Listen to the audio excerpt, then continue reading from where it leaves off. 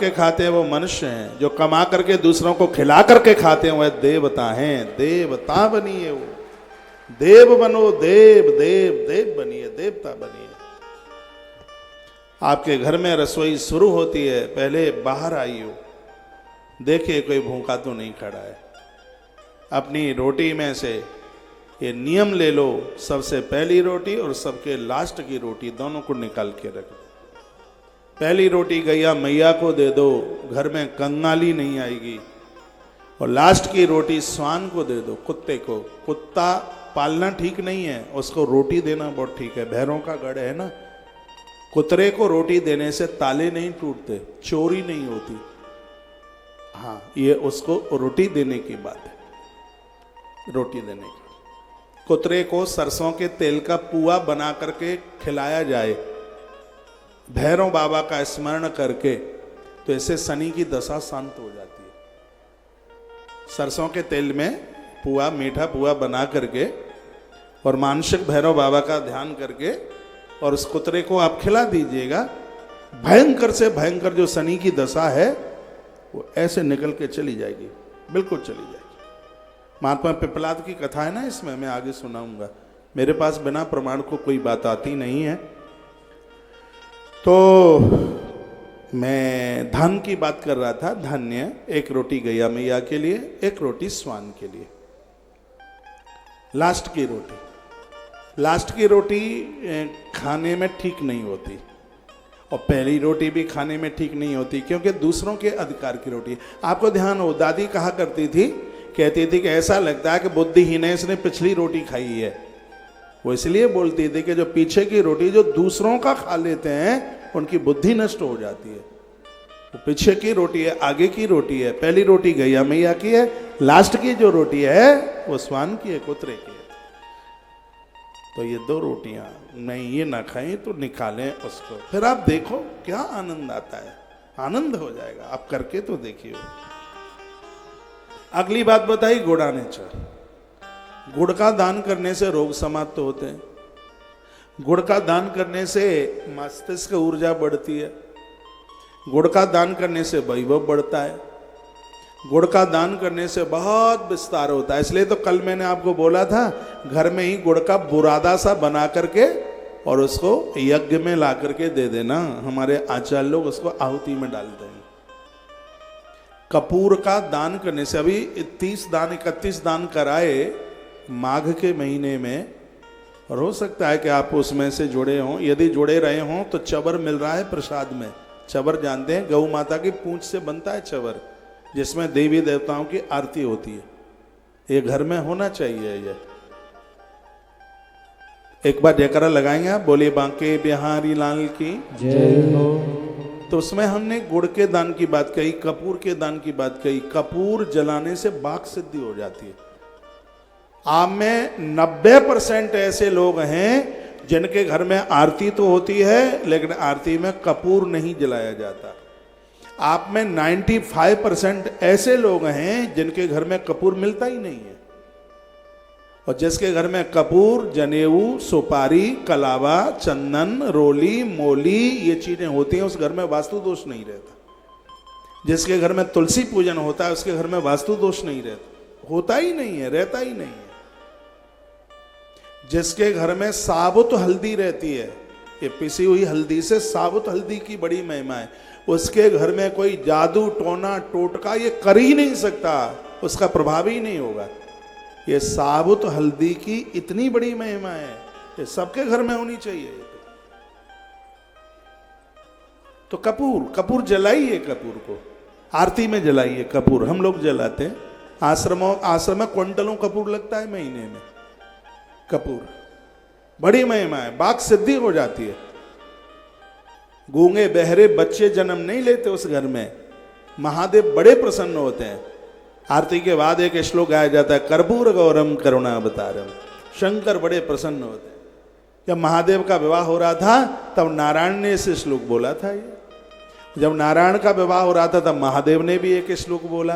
पूजा शुरू करो तो वो श्लोक बोलो जो शंकर जी ने बोला था, और पूजा समापन हो तो वो श्लोक बोलो जो नारायण ने बोला था। तो शंकर जी ने कौन सा श्लोक बोला जो पूजा के आरंभ में बोलना चाहिए, मंगलम भगवान विष्णु, मंगलम गरुड़ध्वज, मंगलम पुंडरीकाक्षम, मंगलाय तनुम हरि। यहीं से अपनी पूजा आरंभ करें। लोग कहते हैं कि पूजा कब से शुरू करें, मैं कहूंगा अभी से। एक श्लोक है, तदैव लगनम सुदिनम तदेव। पूजा करने का मुहूर्त कब है? जब आप शुरू कर दो तभी है। नहीं तो फिर ऐसी बात हो जाएगी, किसी गांव में आग लग गई, लोग दौड़ते गए पंडित जी के पास और कहने लगे गांव में आग लग गई है, पंडित जी महाराज थोड़ा पत्रा देखिए, आग को कौन से मुहूर्त में बुझाएं। तो गांव में लग जाए आग तो क्या पत्रा खुलवाने की जरूरत है? नहीं। जहां जीवन में भोगों की आग लगी है, अब तो भजन की बाल्टियां पटकना शुरू कर दीजिए उसके ऊपर, उसमें कोई मुहूर्त की जरूरत नहीं है। शुरू कर दो उसको, आज से ही शुरू कर दो। तदैव लगनम सुदिनम तदेव, वही मुहूर्त है जिस समय आपने शुरू कर दिया, आपने आरंभ कर दिया, वही मुहूर्त है, वही शुभ मुहूर्त है।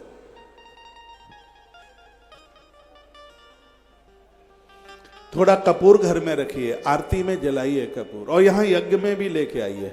यहां बहुत परचूनी के दुकानदार भी बैठे हैं, खूब कपूर बेचते हो सालों साल, खूब घी बेचते हो, खूब घी बेचा है, नकली भी असली भी बेचा है, नकली भी बेचा है। आजकल एक नकली घी और आता है, 3000 का कनस्तर आता है, बहुत बड़ी मिलावट है, चर्बी मिली होगी उसमें, यूज मत करना देवताओं के लिए। कोई 3000 में 15 किलो घी आएगा? ये ज्यादातर ऐसे भंडारों में देसी घी के नाम पर यही यूज होता है। ऐसी बड़ी बड़ी फैक्ट्रियां चल रही हैं, सावधान, इससे बचना। इसमें चर्बी है।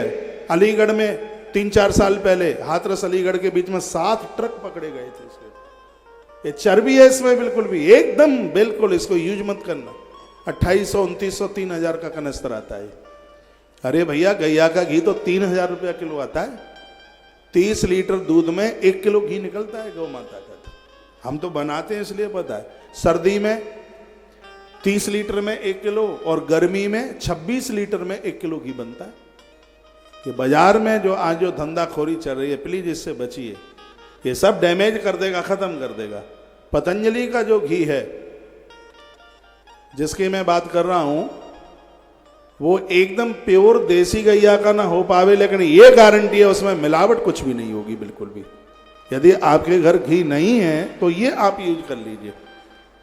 उसमें रिफाइंड नहीं होगी, उसमें डालडा नहीं होगी, उसमें चर्बी नहीं होगी, प्योर देसी गाय का नहीं होगा तो और गैया का होगा, भैंस का होगा, लेकिन उसमें ये मिलावट नहीं होगी जो बाजार में जो धंधेखोरी चल रही है। हाँ, उसको यूज कर लीजिए। उसको ये बात बोलने के लिए बाबा जी से मेरी बात नहीं हुई है, उन्होंने मुझे कहा होगा ऐसा बोल देना, ऐसा कुछ नहीं। जब कभी घी का अभाव हो जाता है, क्यों भंडारा चलता रहता है, आश्रम में रिफाइंड डालडा चलती नहीं है, तो फिर मैं वही यूज कर लेता हूं। तो इस यज्ञ में भी आप थोड़ा थोड़ा, आपके घर पर बनाया हुआ नहीं है तो वो घी ले आइए। और भी हैं कंपनियां, ऐसी बात नहीं है। एक और है नोवा है कि इनोवा है? हाँ, अमूल का भी है, लेकिन वो कनस्तर 7-8 हजार रुपए का आता है, 6000 के ऊपर ही ऊपर होता है। ये कुछ हैं ये कंपनियां जिनका ठीक है, बढ़िया है, हाँ, उसमें वो मिलावट नहीं है, जो कि आज ये सब बाजारू हो रहा है, तो उससे बचो। एक बार जयकारा लगाइए, बोलिए बांके बिहारी लाल की जय हो, श्री हनुमंत बलवंत महाराज की जय हो, जय जय श्री राधे श्री राधेश्याम। तो धान और गुड़ को हवन सामग्री में मिलाकर के आहुति डालें, गुड़ के पुए। एक बात मैंने और पढ़ी है गरुड़ पुराण में, यदि किसी की गमी हुई है, मैंने मरे गिरे में तो कथा नहीं सुनाई गरुड़ पुराण की, लेकिन कोरोना काल में पवित्र व्यासपीठ से 18 पुराणों में गरुड़ पुराण बहुत विस्तार पूर्वक सुनाया, आपने सुना भी होगा। उसमें लिखा है 2 जगह ऐसी हैं जहां भंडारे में मालपुआ होना चाहिए और गुड़ का पुआ होना चाहिए। एक है एकादशी का उद्यापन। उद्यापन तो कोई भी हो, कोई भी उद्यापन हो, जैसे भागवत का अनुष्ठान पूरा हुआ है, भंडारे में भले ही थोड़ा बने, गुड़ का पुआ बनना चाहिए। एक किसी की गमी हुई है, उसकी त्रयोदशी में भी मालपुआ होना चाहिए, क्योंकि गुड़ के पुए से पितर और देवता दोनों ही प्रसन्न होते हैं। आप 56 भोग में गोवर्धन के लिए कुछ भी लगा दो, लेकिन जब तक पुए के गुलगुले का भोग नहीं लगाओगे तब तक गिरिराज खुश ही नहीं होता। उसके लिए गुड़ का पुआ, उसको तो विरोध करता है। उसको काय का विरोध करते हैं कि बचिया ना हो, त्रयोदशी ना हो। भाई क्यों ना हो, जो आदमी पूरा कमा करके दे गया है, क्या उसके नाम के ब्राह्मण नहीं जमाओगे? ब्राह्मण नहीं जमाओगे, बेचारा मूलों में पैदा होगा जाके आगे। उसका जब तभी तो वो मूल तभी तो पड़ती है, हमारे आचार्य जी को पता है। उसका जब पूरा विधिकृत ना किया जाए तो फिर उसका मूल में जन्म होता है, और मूल में जन्मे हुए को बड़ा कष्ट होता है। जो चीज जो विधान में है, लोग कहते हैं अरे वो रो रो करके आ रहा है और उस समय कहाँ स्वाद विस्वाद हो जाता है। रोने वाला रोएगा, खाने वाला खाएगा। हाँ, उसके लिए ब्राह्मण का ब्रह्म बहुत जरूरी है। क्यों जरूरी नहीं है? जरूरी है। जो चीजें हमारे ग्रंथों में लिखी, हाँ ठीक है, आप 50 कुंटल का 20 कुंटल का मत कीजिए, लेकिन उसके नाम पर तो कुछ तो ब्राह्मण जमाइए। जो जरूरी है उसको आप कैसे अलग कर देंगे? हमने तो यहां तक बढ़ा है, उसके नाम पर आप धर्मशालाएं बनवा दीजिए, लेकिन मृतात्मा को, उसको मृतात्मा को संतुष्टि तब मिलती है जब उसके लिए आप उसके लिए ब्रह्म भोज कराते हैं। इन सब चीजों का आप विरोध करते रहेंगे तो ब्रह्मत्व ही समाप्त हो जाएगा। फिर तो कल कहोगे कि कथा करा लो, पंजीरी बांट दो, भंडारे की कोई जरूरत नहीं है। फिर तो कह दोगे कि कैसेट में विवाह के मंत्र चला दो, ब्राह्मण की कोई जरूरत नहीं है। तो ब्राह्मण नहीं होगा, ऊपर अंबर और नीचे धरा नहीं होगी। फिर जितना गौ माता को बचाना जरूरी है, ब्राह्मण को भी उतना ही बचाना जरूरी है, क्योंकि वेद के बिना मति नहीं और गाय के बिना गति नहीं। मैं तो कहता हूं कि आप ये जितनी यहां पर ब्राह्मणियां बैठी हैं, एक बेटे को पंडित बनाओ उसको, लेकिन जूते की दुकान खुलवा दोगे, पंडित नहीं बनाओगे। चावल बिचवाओगे, ले पंडित थोड़ी ही बनाओगे उसको। अरे 4 हैं तो उसमें से एक को तो पंडित बना दो। घाटा क्या उसे? मेरी माँ ने मुझे जन्म दिया, मेरे बाप ने मुझे पाला, इस दुनिया में मुझसे किसी को घाटा होगा? मुझे तो नहीं लगता। ब्राह्मण नौकरी के लिए कहाँ है? क्षत्रिय रक्षा के लिए है, ब्राह्मण संस्कारों के लिए है, और वैश्य वाणिज्य के लिए है, कनिष्ठ सेवा कार्य के लिए। चारों वर्णों के अपने अपने काम है। एक शिक्षक है, एक रक्षक है, एक पोषक है और एक सेवक है। चारों के चारों अपने कामों से भागते हुए जा रहे। मैं ये नहीं कह रहा कि चारों को पंडित बना दो, चारों को बाबा जी बना दो, कम से कम एक को तो बना दो। वो कहा तो ये जाता है, यदि एक गुरु के पास में 4 चेले हैं तो उसको चाहिए कि चारों को ही वो एकदम बाबा ही बना करके नहीं, एक को वैद बना करके, हाँ एक को क्षत्रिय बना करके। एक साधु के पास जब 4 रहते हैं, एक मंत्र पढ़ता है तो वो कहता है कि मेरा बिल्कुल ब्राह्मण है, और एक उनकी रक्षा में खड़ा हुआ होता है, कहा ये मेरा क्षत्रिय है। एक सब सामान लेकर के आ रहा है, ये मेरे वैश्य के बराबर है। एक सेवा में लगा हुआ है, वो कहता है मेरे कनिष्ठ के बराबर है। और ये बहुत ज्यादा जरूरी है। आज क्षत्रियाणी माताओं की छाती का दूध सूख गया है, राई नहीं है। वो क्षत्रियाणी मां वंदनीय है जिसका बेटा फौजी है, जिसका बेटा सैनिक है। मैं 2 का बहुत आदर करता हूं, एक जवान और एक किसान, एक अन्नदाता है और एक प्राणदाता है। एक हमारे जीवन की रक्षा कर रहा है, एक हमारे प्राणों की रक्षा कर रहा है। आपका एक बेटा मिलिट्री में हो, धन्य है वो बहनें जिसके भाल के ऊपर एक फौजी का सिंदूर लगा हुआ है। धन्य है वो छाती जिसके दूध ने एक सिपाही को तैयार किया है। देश तो सुरक्षित तब रहेगा ना जब आपके घर से एक सीमा पर छाती तान करके खड़ा हुआ होगा। मैंने गरुड़ पुराण में पढ़ा है, सन्यासी को जो मुक्ति मिलती है और वही युद्ध में लड़ता हुआ वीर गति को प्राप्त होता है, वह भी सुरलोक का छेदन करता हुआ उसी स्थान को प्राप्त करता है जिसको एक सन्यासी ने प्राप्त किया। इसलिए सपूत की मौत पर तो कभी, वीर की मौत पर तो कभी आंसू ना बहाए, तो कहे कि धन्य। हमने मां सुमित्रा की कथा पढ़ी। माता सुमित्रा ने हनुमान को कहा, हनुमान ये बताओ कि शक्ति लक्ष्मण की छाती में शक्ति लगी या पीठ पर लगी? हनुमान जी ने कहा, मां शक्ति तो छाती में लगी है, यदि पीठ पर लगती होती तो?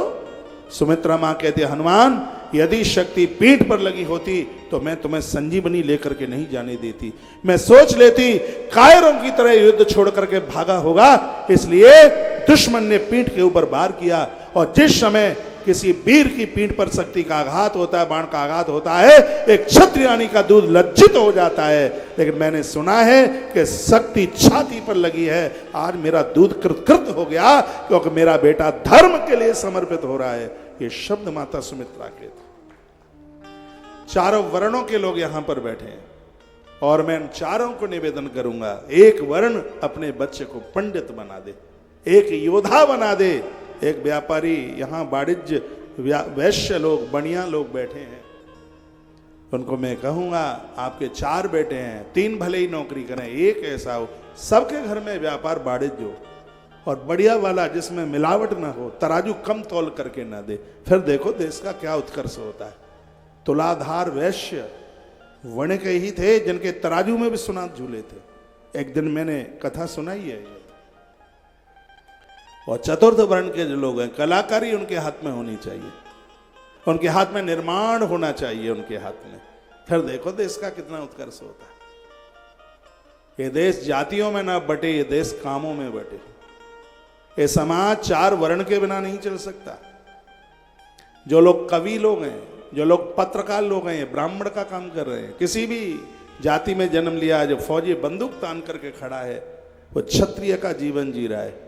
जो वाणिज्य में लगे हुए हैं, जो वाणिज्य में लगे हुए हैं, वो वैश्य का जीवन जी रहे हैं। जो निर्माण कार्यों में लगे हुए हैं, वो कनिष्ठ का जीवन जी रहे हैं। 4 वर्ण के बिना जीवन कहाँ है?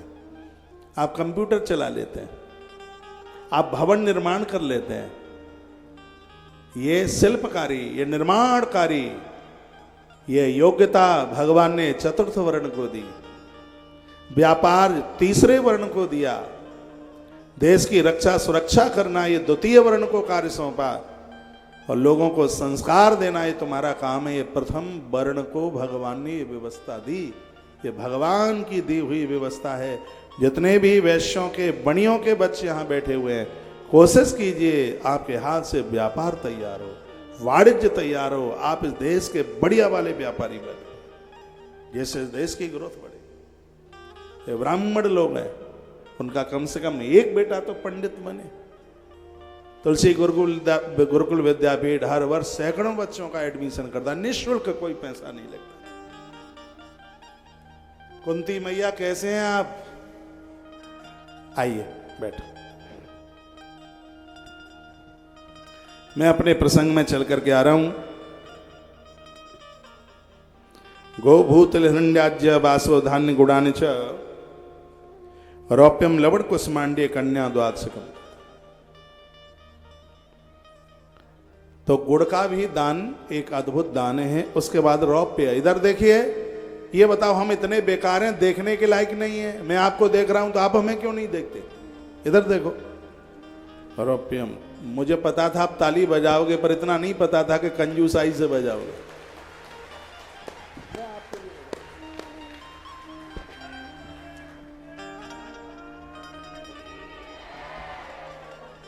अरे आज हमारी गदा कहां चली गई? ये हनुमान जी की गदा है। सांप का कल्याण करे, ना से रोग हरे सब पीरा, जपत निरंतर हनुमत वीरा।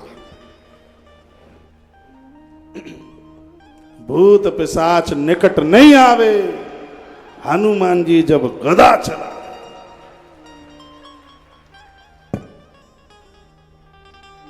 बोले हनुमान जी महाराज की जय हो। रौप्यम चांदी, चांदी का दान।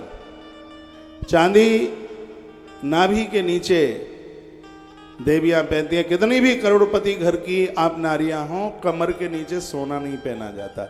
चांदी लक्ष्मी का रूप है और सोना नारायण का रूप है। सोना पामों में नहीं पहना जाता। लक्ष्मी, चांदी लक्ष्मी का रूप है, ये गलती ना हो बिल्कुल भी। चांदी का दान बहुत बड़ा दान है। रौप्यम। उसके बाद है लवण, नमक का दान। जो रविवार के दिन नमक छोड़ेगा, 8 दिन में एक बार नमक छोड़िए, सूर्य पुराण में वर्णन है, उसको जिंदगी में कुष्ठ रोग नहीं होगा। मैंने सुनाया है सूर्य पुराण में भगवान सूर्यदेव उनके ऊपर अद्भुत भारी प्रसन्न होते हैं, जो सप्तमी के दिन रविवार के दिन नमक का परहेज कर लेते हैं। वैसे नमक तो हर व्रत में ही ज्यादा प्रभावी है। नमक क्यों छोड़ा जाता है? क्योंकि नमक में स्वाद है। कितनी भी बढ़िया आप सब्जी बनाएं, यदि उसमें नमक ना डालो तो 2 पैसे का भी स्वाद नहीं है उसका।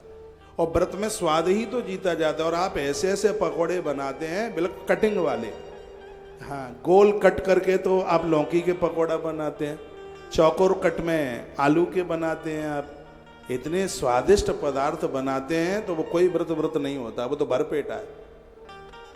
तो व्रत में स्वाद ही को तो जीता जाता है। कभी एकादशी नमक छोड़ के आप कीजिए, तत्काल परिणाम मिलेंगे। सोमवार मंगलवार जो भी आप व्रत करते हैं उसमें आप नमक छोड़ें। यदि जो ब्लड प्रेशर के मरीज हैं वो ना छोड़ें, क्योंकि नमक छोड़ने से फिर कहीं ब्लड प्रेशर नीचे ना चला जाए। नींबू का रस पीने से ब्लड प्रेशर कभी नीचे नहीं जाता। इसलिए महात्मा चरक ने कहा था कि जिस देश में गौ माता का मूत्र, जिस देश में नींबू का रस और नीम की पत्तियां हों और वो लोग बीमार हों, मुझे अचंभा लगता है। महात्मा चरक बोले थे 1/4 नींबू का रस लेते रहा करें। अब होली के बाद तो बहुत फायदा करेगा नींबू, शिकंजी बना करके उसकी पिए। तो लवड़ का दान, रोज नमक खाइए, आयोडीन नमक से सुरक्षित रहिए, जो समुद्री नमक है। ये मैदा, नमक, कुकर की दाल, फ्रिज का पानी और रिफाइंड, ये रसोई में भूत बैठे हैं प्राण लेने के लिए। हाँ, इनसे थोड़ा सा परहेज कीजिए। साहब दांत मांट टपका करके नीचे आ जाएंगे, पोपले बन जाओगे जल्दी। इसका थोड़ा सा परहेज कीजिए। मैदा की चीजें कम खाइए, ना के बराबर खाइए।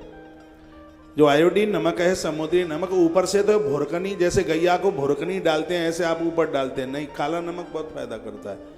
गर्म पानी में काला नमक और शहद मिलाकर किसी शराबी को पिला दें, 1 महीने में उसका नशा छूट जाएगा।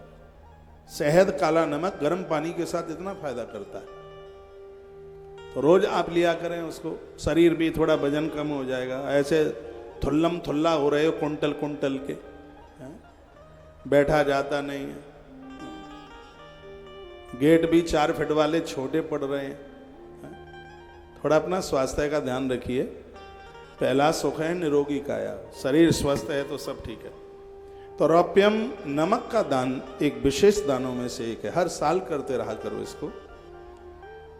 फिर कहा कुसमांडे, पेठे का दान। जो आश्रम से जुड़े उन्हें पता है, हर एकादशी को पेठे का दान कराते हैं। 11 के दिन पेठा बांटना और खाना, ये दोनों प्रभावशाली है, क्योंकि मिठाई और फल दोनों में आता है। वही आगरे वाला पेठा, उसी की बात कर रहा हूं। इसको 12 दानों में से लिया गया इसको। फिर कहा है कन्या द्वादशकम, 12वें दान में है कन्यादान। बड़े बड़भागी लोग हैं, भाग्यशाली लोग हैं वो यहाँ, जिन्होंने अपने हाथों से बेटी का दान किया है या बेटी का दान करने वाले हैं, बड़े भाग्यशाली। ये सब चीज, बेटी तो प्रभु की कृपा से जन्म लेती है घर में। महाराज दशरथ इसलिए बड़े नहीं हैं कि राम आए हैं, वो इसलिए बड़े हैं कि राम से पहले उनके यहाँ एक बेटी आई है जिसको कौशल्या माता ने जन्म दिया था, जिसका नाम था शांता देवी। शांता, उनके एक मित्र थे राजा रोमपाद, उनको कोई संतान नहीं थी। अध्यात्म रामायण में महर्षि व्यास जी ने एक कथा लिखी है। तो वो उस बेटी को लेके चले गए शांता को, जो श्रृंगी ऋषि के साथ ब्याही थी। और उन्हीं श्रृंगी ऋषि ने यज्ञ कराया था, पुत्र यज्ञ कराया। उसके तत्पश्चात यज्ञ के प्रसाद से 4 पुत्रों का जन्म हुआ। तो इसका मतलब है कि बेटियों का दामाद का बहुत आशीर्वाद लगता है। बहुत, बेटी से भी ज्यादा पूज्य होता है दामाद। लेकिन दामाद का थोड़ा मुंह ऊपर ज्यादा उठता है ससुराल में, कोई बात नहीं है, फिर भी पूज्य है। दक्ष की तरह उसे खोटे शब्द न बोलिएगा बिल्कुल भी, तो बहुत पूज्य है। तो कन्या द्वादशकम, 12वें दान में यदि कुछ है तो कन्यादान है, बेटी का दान है। पुत्री पवित्र किए कुल दो, पुत्री पवित्र किए कुल दो। बेटी ऐसी है जो दोनों कुलों को पावन करती है, दोनों कुलों को पवित्र करती है, ऐसी बेटी। बेटी का बड़ा आदर, बेटी का बहुत मान होना चाहिए। जहां बेटी का आदर हुआ है वहां पर भगवान आए हैं, चाहे वो बेटी मैना की हो चाहे बेटी सुनैना की हो, कोई भी। जहां बेटी का आदर होगा, जहां कन्या का आदर होगा, वहां पर स्वयं देव चल करके आएंगे, वहां देवता चल के आएंगे, वहां भगवान चल करके आएंगे। जहां पर बेटी का आदर होगा, जहां बेटी का मान होगा, जहां बेटी का सम्मान होगा। पुत्री पवित्र किए कुल दो। एक बार जयकारा लगाइयो, बोलो बांके बिहारी लाल की जय हो, श्री हनुमान जी महाराज की जय हो। हर अष्टमी को बेटी के नाम से कुछ न कुछ निकाला करो। एक लाडली कोष खाता खुलवा लो, इतने खर्चे होते हैं, बेटियों के लिए कुछ निकालो। उस लाडली कोष में कुछ निकाल कर उसमें कुछ जमा करो। आसपास की गरीब बेटियां, कन्याएं जिनके पिता के पास पढ़ाने को लिखाने को नहीं है, उनके विवाह को, आपके घर में दाई बाई आती हैं काम करने के लिए, बेचारी बहुत गरीब है, 2-4 हज़ार रुपया मिलता है, परिवार चलता नहीं है। और बहुत तो मेरी ऐसी बहन है जिनका कोरोना में आदमी चला गया, उसके लिए बड़ी दिक्कत है परिवार का पालन करना। लाडली कोष में थोड़ा थोड़ा आप जमा करते हैं, ऐसी बेटियों के विवाह में आप खर्च कर देते हैं, मुझे लगता है कि 100 यज्ञ करने से ज़्यादा फल आपको तत्काल प्राप्त हो जाता है। मेरी बात मान के कीजिए, तो थोड़ा थोड़ा निकालिए, उनके सहयोगी बन जाइए। मैं तो यहाँ से वही बात करूँगा जो आपके हित में होगी। मुझे आप मत्था टेक करके बहुत रुपया दे जाएं मेरे लिए, पर्सनल के लिए, आप मुझे कहें महाराज ये कपड़ा लत्ता ले लेना, अपने लिए ये कर लेना, अपने लिए ये कर लेना, उसमें आपको उतना नहीं मिलेगा जो आप मुझे पर्सनल देंगे। वो पैसा किसी गरीब की बेटी में खर्च कर दोगे, जिससे आपको जो मिलेगा वो कहाँ मिलेगा? 100 यज्ञ से ज्यादा उसका फल आपको मिलेगा। उससे बेटी के दान को एक बहुत बड़ा दान बताएगा इससे पुराण में। भगवान शंकर की आंख में आंसू आ गए। वेद शास्त्रम समादाय बुद्ध्वा गुरुमुखा स्वयं। कहा वेदों को पढ़ने वाले गुरुमुख से जो लोग, हे नंदी, इस बात को सुनेंगे, शंकर कहते हैं कि धरती पर बेटियां बच जाएंगी। भगवान महादेव कह रहे हैं इससे पुराण में, कहा बेटियां बच जाएंगी। जो आज पेट में बेटियों को मारा जा रहा है, महादेव कहते हैं नंदी, जो वेद शास्त्रों को पढ़ करके गुरुमुखात स्वयं, तो गुरु अपने मुख से उस बात को कहेगा, समाज के ऊपर उस बात का बड़ा असर होगा, बेटियों को जीवन मिल जाएगा। इसलिए मैं सभी गुरुजनों को कहूँगा, अपनी व्यासपीठ से आप बेटियों को बचाने की बात जरूर कहें। आज बेटियों को पेट में खत्म किया जा रहा है, उनको जिंदा नहीं निकलने दिया जा रहा। बेटियों के बिना तो सब शून्य है। बेटियां नहीं होंगी तो भविष्य नहीं होगा, बेटी नहीं होंगी तो कल होगा ही नहीं। बेटियां हैं तो भविष्य है, बेटी नहीं है तो कुछ नहीं। बेटियां किस क्षेत्र में कम है बताइए? बेटियां हवाई जहाज उड़ा रही है। बेटियां किस क्षेत्र में कम है? लेकिन बार बार बेटी को डांटा जाता है, फटकारा जाता है, तू ऐसी है, तू वैसी है। ये आप उसके मनोबल को बहुत ढीला कर रहे हैं, बहुत हल्का कर रहे हैं। युग परिवर्तित हुआ है। मैं बेटियों को भी कहना चाहूंगा, बेटा ऐसा जीवन जीना। एक माता पिता को बेटी का जन्म इसलिए ज्यादा बढ़िया नहीं लगता, ऐसा नहीं है कि 20 लाख रुपया शादी में खर्च होंगे, इसलिए नहीं। वो सोचता है एक पिता, यदि बेटी ने गलत कदम यदि कोई उठा लिया तो हमारी तो नाक कट जाएगी, हम समाज को नाक लेकर के चल नहीं पाएंगे। इस बात से पिता बड़ा परेशान होता है। बेटियों को मैं कहूँगा, सब अधिकार अपने पास में भले ही ले लेना, लेकिन अपने विवाह का अधिकार अपने माता पिता से कभी मत छीनना। हमने ग्रंथ में एक बड़ी अद्भुत बात कही, मृत माता पिता की हड्डियां गंगा जी में विसर्जित करने से एक पुत्र पिता के ऋण से मुक्त हो जाता है। ये तो रही बेटे की बात। अब बेटी को भी तो 22 साल पिता ने पाला है, पढ़ाया है, लिखाया है, बड़ा किया है, तो फिर बेटी उस ऋण से मुक्त कैसे होगी? कैसे वो मुक्त होगी? ब्रह्म पुराण बड़ा अद्भुत है। जब सुभद्रा का कन्यादान बलराम जी ने किया, उस समय बड़ा सुंदर सा चरित्र, बड़ी अच्छी बात कही गई। और वहां कहा गया कि जिस समय मंडप के नीचे बेटी बैठी होती है, माता पिता के ही अनुरूप उनके द्वारा जब वर का वर्ण किया गया है और माता पिता जब उस कन्या का कन्यादान करते हैं, तब माता पिता के ऋण से बेटियां मुक्त हो जाती हैं। ऐसा बात। इसलिए ये अधिकार कभी माता पिता से छीनना मत। ये दुनिया के जितने भी ये लड़के हैं, बेटे हैं, ये गलत रास्ते पर कदम रखने में हिचकिचाएंगे, इनकी एक नहीं चलेगी। धरती पर यदि नारी अपने धर्म को बचा करके रखे, तो पुरुषों की हिम्मत नहीं है कि बिगड़ करके बता दें, ताकत नहीं है इनकी।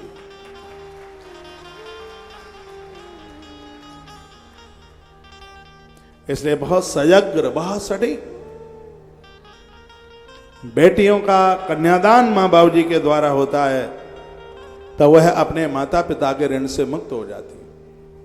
इसलिए अधिकार माता पिता के पास ही होना चाहिए, ऐसा भगवान शिव कहते हैं। बेटियों का त्यादर करो, बहुत मान करो। और बताते हैं जिनको बेटी पालने का सौभाग्य मिला है, ये धरती के विशेष लोग हैं। दान तो धरती पर बहुत हैं, लेकिन एक ऐसा कन्यादान है जिसमें अभिमान नहीं होता, जिसमें अहंकार नहीं होता, जिसको लोग विनम्रता के साथ झुक झुक करके क्या चरणों में लेट लेट करके देते हैं और जीवन भर देते रहते हैं। जिस परिवार को बेटी दी है, उस परिवार को वो पूरा जीवन भर देते ही रहते हैं। एक ऐसा दान है कन्या का दान, जो हमारे अहंकार को तोड़ मरोड़ करके रख देता है। तो बेटी का दान है, कन्या का दान। शंकर की आंख में आंसू आ गए और कहते हैं, नंदी, जिसके घर में बेटियों का आदर होता है, उस घर में मैं अपने पुत्र गणेश को हमेशा हमेशा के लिए बिठा देता हूं। और जहां गणेश होते हैं, वहां कार्यों में कभी विघ्न नहीं आता। ये कोरे कागज पर इस बात को लिखें, से पुराण की इस बात को। विद्येश्वर संहिता की कथा चल रही है, अध्याय नंबर 15 की कथा है।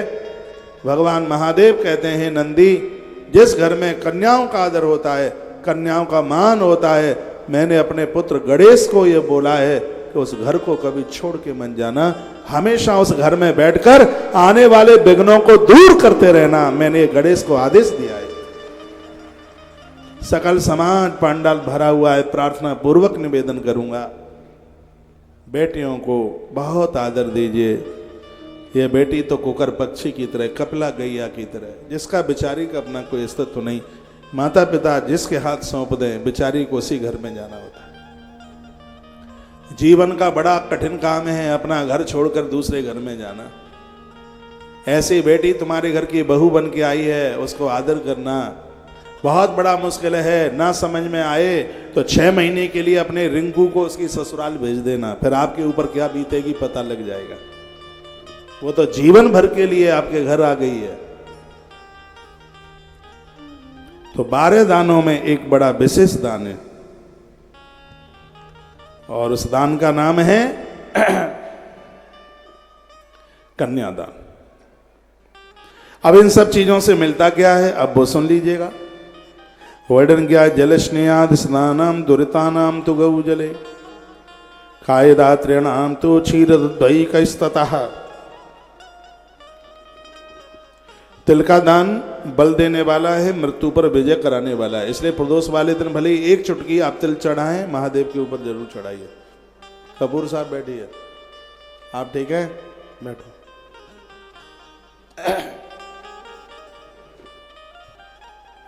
और भी सुन लीजिए, तिल का दान करने से ग्रंथ में वर्णन किया गया है कि बल मिलता है, मृत्यु के ऊपर लोग विजय प्राप्त कर लेते हैं। प्रदोष की पूजा ही पूरी नहीं होती जब तक उसमें काला तिल न लिया जाए। नारायण के ऊपर श्वेत तिल चढ़ाया जाता है और महादेव के ऊपर काला तिल चढ़ाया जाता है, ये जरूर ध्यान रखना। ये कहा गया सोने का दान करने से पित्ता से भूख नहीं लगती है, अंदर का पूरा तंत्र कमजोर हो रहा है। स्वर्ण का पानी पीने से और सोने का दान करने से बीमारी समाप्त हो जाती है। यह भी वर्णन इसी ग्रंथ में किया गया है। श्लोक नंबर 49 विद्येश्वर संहिता अध्याय नंबर 15। अपने अपने घर भी आप पढ़ सकते हैं। सोने के दान की इतनी बड़ी महिमा। स्वर्ण का पानी, सोने का कोई आभूषण पानी में डाल दो, जिनको अपच है, जिनका पचता नहीं है, जिनको खट्टी डकारें आती हैं, सोने का पानी पीने से, स्वर्ण का पानी पीने से पित्ताशय की बीमारी, भूख न लगने की बीमारी, ये सब समाप्त हो जाती। तो सोने का जल भी प्रभावी है और सोने का दान भी अपने आप में बड़ा प्रभावशाली है। तत्पश्चात वस्त्र का दान करने से उम्र बढ़ती है। 48 नंबर के श्लोक में ये बात कही गई और ये मैं इसका श्लोक भी आप सुनाए थे। हिरण्यम जठर अग्निस्तु वृद्धतम वीर्यदम तथा। ऐसे कोई लोग जो संतान को जन्म देने में असमर्थ हैं, नामर्दानगी, स्वर्ण का जल उनको सोने का पानी फायदा करता है। हिरण्यम जठर अग्निस्तु वृद्धतम वीर्यदम तथा, उसकी 7वीं धातु का भी विस्तार होगा। इतनी बड़ी महिमा। आज्यम पुष्ट कर्म विद्यात वस्त्र आयुष कर्म विदु। वस्त्र का दान करने से आयुष बढ़ता है। तिल दानम बलार्थम ही सदा मृत्युम जया विदु। तिल का दान करने से लोग मौत को जीत लेते हैं। सीधी सी बात है, तिल का दान करने से मरते समय प्राण घुड़घुड़ाते नहीं है। मकर संक्रांति 14 जनवरी को, इसलिए तो तिल का काफी दान होता है। यज्ञ में, यजन में, जहां जरूरत है वहां तिल का दान होना चाहिए। तो कितना बढ़िया अच्छा सा श्लोक लिखा है। तिल दानम बलार्थम ही सदा मृत्युम जया विदु। 47 नंबर का श्लोक है। तिल का दान करने से लोग मौत के ऊपर विजय प्राप्त कर लेते हैं। यदि किसी ज्योतिषी ने ये कह दिया है कि अल्पायु का योग है, कुंडली में उम्र कम है, तो महामृत्युंजय मंत्र तो प्रभावशाली है ही, लेकिन उस व्यक्ति के निमित्त आप तिल का दान कर दीजिए, तुला दान कर दीजिए। जितना उसका वजन है उतना ही तिल तौल करके दान में दे दीजिए। अल्पायु का जो कुयोग है वो समाप्त हो जाएगा। ये भगवान महादेव के शब्द हैं। यदि गलत बोल रहा हूं तो कोई काट के बताए। अभिमान के साथ नहीं कह रहा, विनम्रता के साथ। एक बात से मैं बड़ा आनंद में हूं। जब से मैंने कथा शुरू की है, 30वां वर्ष शुरू है, व्यासपीठ से जो भी कुछ कहा है किसी ने उस बात का विरोध नहीं किया। इसलिए क्योंकि यहां से हर बात प्रमाण के साथ कही गई। इसलिए मुझसे तो बिना प्रमाण के बात ही नहीं आती थी। तो तिलदानम बलार्थम ही सदा मृत्युम जय विदु। तिल का जो दान है वो बल भी देता है और मौत के ऊपर विजय भी प्राप्त करा देता है। मौत नहीं बिगड़ती। यह तिल के दान की इतनी बड़ी अद्भुत महिमा है।